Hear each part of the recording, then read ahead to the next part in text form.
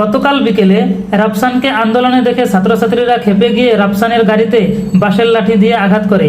অনেকে বলে বেরোচ্ছে রাফসানের সাথে ছাত্রছাত্রীরা কাজটি ঠিক করেনি।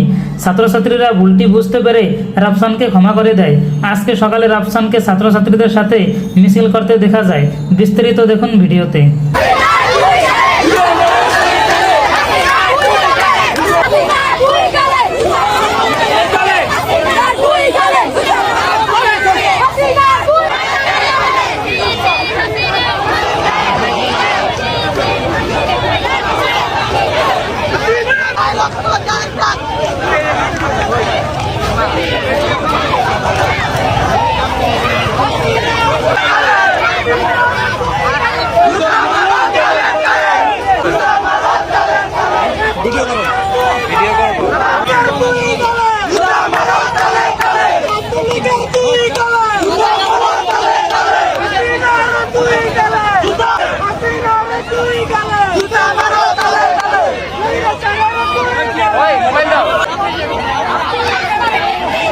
ভাই একটু ভাই